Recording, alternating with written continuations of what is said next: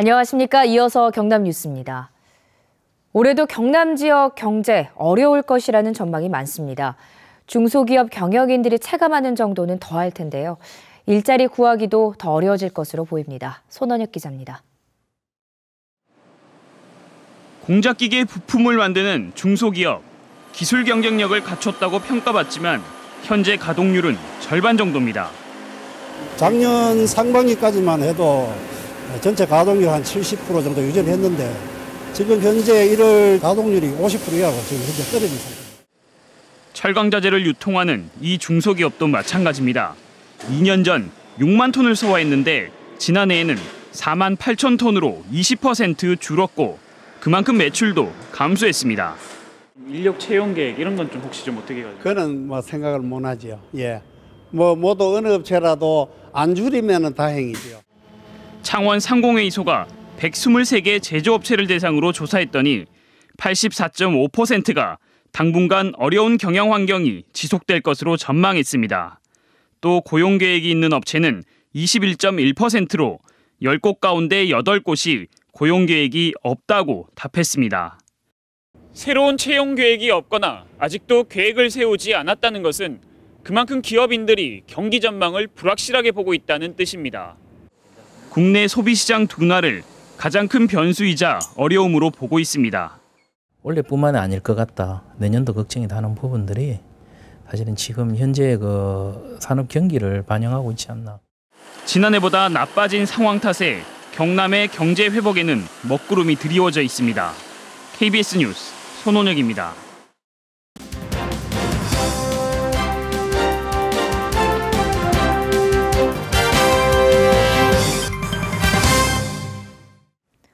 오는 4월 13일 치러지는 제20대 국회의원 선거의 예비 후보자를 소개하는 순서입니다. 오늘은 창원 성산구와 진해구의 현역 의원과 현재 중앙선거관리위원회에 등록한 예비 후보자 등 6명입니다. 창원시 성산구 새누리당 강기훈 현역 국회의원, 더불어민주당 허성무 전 경상남도 정무부지사, 창원시 진해구 새누리당 김성찬 현역 국회의원, 새누리당 박종춘 진해중소기업협회 회장, 창원시 진해구 새누리당 이종구 전 진해수협조합장, 무소속 최연길 진실을 위한 시민모임 대표가 예비후보로 등록했습니다. 창원 중부경찰서는 중고 휴대전화 등을 팔겠다며 돈만 받아 가로챈 혐의로 19살 이모군을 구속했습니다. 이 군은 지난해 11월부터 지난 5일까지 중고나라 거래 인터넷 사이트에 중고 휴대전화와 게임 아이템을 팔겠다고 한 뒤 물건은 보내지 않고 10명으로부터 245만 원을 받아 가로챈 혐의를 받고 있습니다. 경찰 조사 결과 이 군은 지난해에도 57명으로부터 1,300만 원을 가로챈 혐의로 입건된 상태에서 또 범행을 저지른 것으로 드러났습니다. 행방을 알 수 없었던 경남 장기결석 초등학생 가운데 2명의 행방이 추가로 확인됐습니다. 경남경찰청은 김해 지역에서 장기결석하던 초등학생 자매는 뉴질랜드로 이민을 간 것으로 확인했다고 밝혔습니다. 이에 따라 경남에서 행방이 묘연한 장기결석 초등학생은 5명으로 줄었습니다. 지난 2008년 착공한 하만 일반산업단지가 준공됐습니다. 하만 일반산업단지는 1,780제곱미터로 사업비 2,800여 원이 투입됐으며 경남의 일반산단 가운데는 7서 4천 상평에 이어 4번째로 큰 규모입니다. 하만 일반산단에는 고려제강 등 62개 업체가 이미 입주해 분양률 98%를 보이고 있습니다. 경남 지역은 겨울철 다른 지역에 비해서는 포근한 편이죠. 그래서 그런지 운동팀들의 전지훈련지로 인기가 높습니다. 겨울철 비수기를 잊을 만큼 지역 경제에도 활력이 되고 있습니다. 조미령 기자입니다.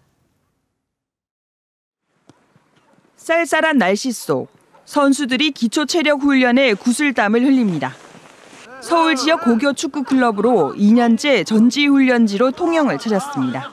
스케줄 관리를 통영시와 축구협회에서 잘 이렇게 이루어지다 보니까 운동장 배정 문제, 또 선수들이 필요로 한 이런 걸. 지난해 11월부터 1월 초까지 통영을 찾은 운동팀은 3개 종목 52개 팀, 1,100여 명에 이릅니다. 통영 지역 체육시설은 이미 다음 달까지 전지훈련팀 예약이 꽉 차 더 이상 받을 수 없는 상황입니다. 지역 상인들은 겨울철 관광 비수기를 잊을 정도로 호황을 누리고 있습니다. 선수들이 올해도 오고 내년에도 이래 하시면 단골도 많이 잡히고 겨울에 비수기가 있는데 그걸 작년에도 못 느끼고 넘어갔습니다.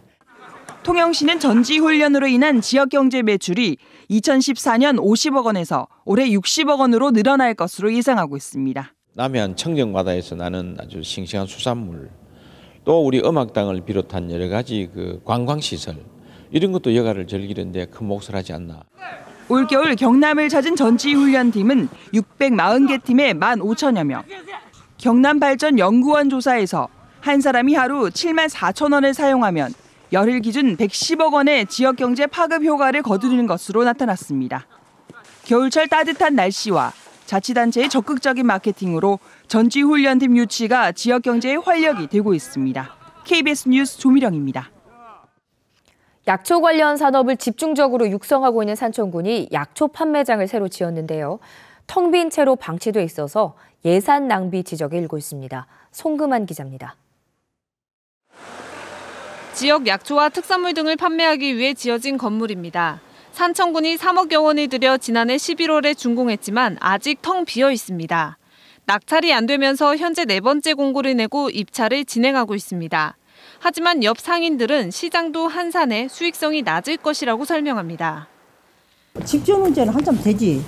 약초는 유명한데 여기 사람이 너무 없으니까. 또 약초 판매장 인근에는 이미 15개의 약초 상점이 있어 영업구역이 중복된다는 지적도 나옵니다. 더군다나 기존의 상점들도 손님의 발길이 줄면서 매출은 매년 10% 가까이 줄고 두어 곳은 벌써 문을 닫았습니다. 상인들은 판매 공간을 늘리기보다 이미 있는 판매장을 모아 유통을 지원하는 것이 효율적이라고 주장합니다. 전부 다 한쪽에 모아서 할 수 있는 그런 시스템을 만들어서 보강하는 게 안 좋겠나 그런 생각을 하고 있습니다. 산청군은 감정평가와 수익성을 고려해 1차 때보다 1년 사용료를 70만 원까지 낮춰 입찰차를 모집하고 있습니다. 하지만 입찰을 시작한 지 한 달이 넘도록 응찰자가 없어 대책 마련이 시급해 보입니다. KBS 뉴스 송금환입니다.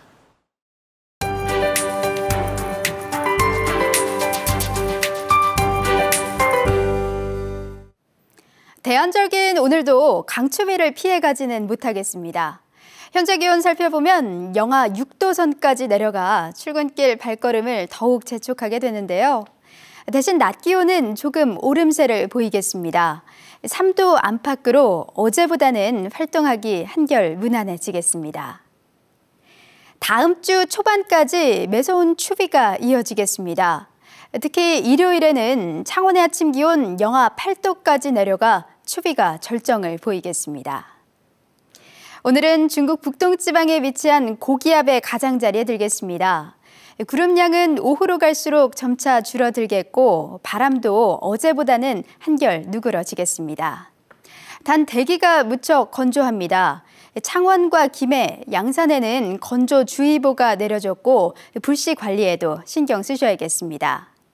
현재 기온 살펴보면 창원 6도, 의령과 함안 영하 7도로 시작해 낮 기온은 3도 안팎에 그치겠습니다.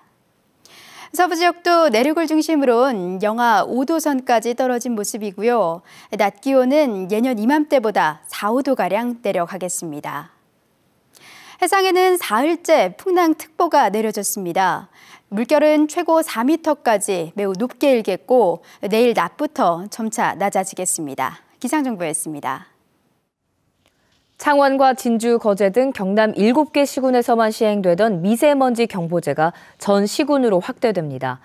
경상남도 보건환경연구원은 고농도 미세먼지가 발생하거나 발생이 우려될 때 노인, 어린이 등 건강 취약계층에 대한 악영향을 최소화하기 위해 미세먼지 경보제를 확대하기로 했습니다. 공기 중 미세먼지 농도는 세제곱미터당 150 마이크로그램 이상이 2시간 지속되면 주의보를, 세제곱미터당 300 마이크로그램 이상으로 2시간 지속되면 경보가 발령됩니다. KBS 뉴스를 마칩니다. 고맙습니다.